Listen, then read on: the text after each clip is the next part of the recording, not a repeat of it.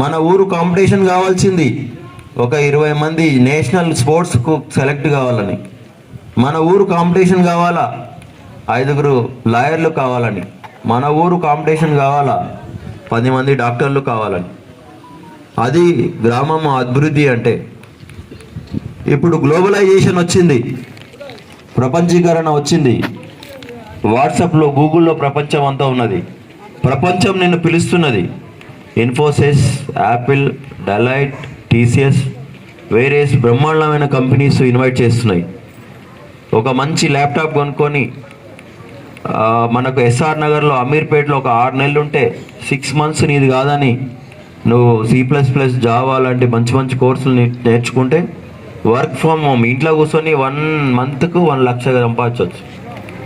కానీ మీకు అందరికీ తెలియని విషయం ఏంటంటే మొబైల్ ఫోన్ని పట్టుకొని యువత కంప్లీట్ నిర్వీర్యం అవుతున్నది. ఒకప్పుడు 6th క్లాస్ ఎదిగిన కొడుకుంటే సాయంత్రం రాగానే పశువులు కట్టేటోడు, ఇల్లు ఊకేటోళ్ళు, పెండ తీసేటోళ్ళు, ఇంటికి సంబంధించిన అన్ని పనుల్లో సహాయకారిగా ఉండి హోంవర్క్ చేసుకొని పొద్దున్నే మళ్ళీ అమ్మ నాన్నకు ఏదైనా పనులుంటే బర్లకాడి కానీ గొడ్లకాడి కానీ ఏ చిన్న పని ఉన్నా వాళ్ళకి పని చేయించుకొని మళ్ళా బడి పుట్టిన చేసుకొని స్కూల్కి పోయేది. అప్పుడు ఎదిగిన పిల్లల ఒక విశిక్షణకు, వాళ్ళ ఉన్న తెలివికి, వాళ్ళు తల్లిదండ్రులంటే గౌరవానికి, వాళ్ళు చదువుకోవాలనే తపనకు, ఏదో ఒకటి వ్యవసాయం చేయాలనే తపనకు వాళ్ళతోటి పని చేయించేది మనం. కానీ ఇప్పుడు మనకు ఎవడు పని చేస్తున్నాడా, ఎవడు చేయడు. వాడు పొద్దున్నే లేవగానే మొబైల్ పట్టుకుంటాడు అంతే. ఆడు మొబైల్ పట్టుకొని ఆడు పోతూనే ఉంటాడు. నీకు అమ్మ నాన్నకి ఎవడికి వినేటోడు లేడు. ఇప్పుడు వింటున్నాడా ఎవడన్నా? ఎవ్వరు వింటలేడు. ఇప్పుడు యువత అందరూ మొబైల్ పట్టుకోవాలా. అమ్మ నాన్నకు ఏ రకంగానైనా సహాయపడేది లేదు. ఎవ్వరు కూడా నోటిఫికేషన్స్ వస్తున్నాయంటే ప్రిపరేషన్ చేద్దామనే ఆలోచన అసలు లేదు. సాఫ్ట్వేర్ ఎంప్లాయీస్ ఏంది, ఏమి కాంపిటీషన్స్ ఉన్నవి, ఫ్యూచర్ ప్లాన్ ఎట్లా ఉందనేది అసలు లేదు.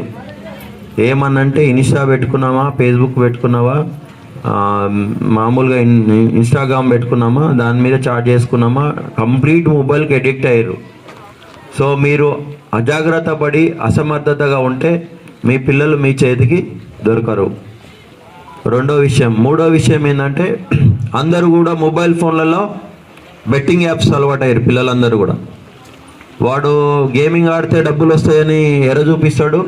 కంప్లీట్గా బెట్టింగ్ ఆడి లోన్లు తీసుకొని చాలామంది సూసైడ్ చేసుకోవటము, ఆ తర్వాత వ్యసనాలకు బానిసలు కావటము, తప్పుదోవ దొక్కడము, ఇంటికాడ ఉన్న బంగారాలు డబ్బును దొంగతనం చేయడము, ఆ యాప్లలో అప్పులు కట్టుకోవడము, సర్వనాశనం అవుతుంది యువత.